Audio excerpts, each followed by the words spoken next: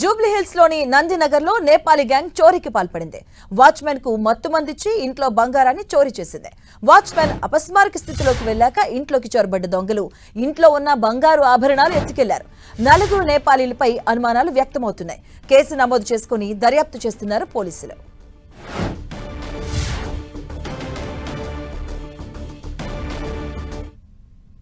Cool drink తీసుకోవచ్చు, cake కూడా వస్తుందంటే ఆర్డర్ పెట్టినాను. దేనికి నాయన పెద్దోడు అయిపోయావు కదా, కూల్ డ్రింక్ దగ్గర అయిపోద్దులే అన్నా. లేదు లేదు అంటే అని చెప్పి అతనే నేను మేము ఫోన్లో మాట్లాడుకుంటున్నాం మా వాళ్ళతో, ఒప్పుకోకుండా అతనే మోత తీసి ఇచ్చేసాడండి. మరి తాగుతా ఉన్నా కూడా ఒప్పుకోలే. అప్పుడు కూడా మేము ఆలోచించాం, తాగేసి కిందనే అక్కడే పడిపోయాను. ఈయన నన్ను చూసుకోవాలా, ఈయన్ని పైకి పంపించేసాడు. నేను తాగుతున్నాను, అంకుల్ రా పైన అబ్బాయి పడుస్తున్నాడు అని చెప్పి తీసుకెళ్ళిపోయాను. అక్కడ కట్టేసాడు. ఇంకా నేను ఇప్పుడు అట్లే పడుకున్నాను. వామిటింగ్ అయింది, కొంచెం పక్క సైడ్ వామిటింగ్ చేసుకుని మళ్ళీ అక్కడే పడుకున్నాను. మా చిన్న మేడం వచ్చి ఆంటీ ఆంటీ అంకుల్ ఏడు అంటుంది. అసలు ఏందా తలుపులు తీసుకుని అందరూ వచ్చేసారు. తర్వాత చూస్తే ఇంకా జరిగింది. ఎంత టైం అయింది సుమారు ఆ టైం? అంత 9:30 నుంచి 9:30 దాకా అయింది. మీరు ఎంతకాలం నుంచి పనిచేస్తారు ఇక్కడ? మేము 2 సంవత్సరాల నుంచి ఉన్నాము. మాకు ఆ టైంలో పెద్ద సార్ ఎవరు లేరు? వచ్చేసారు.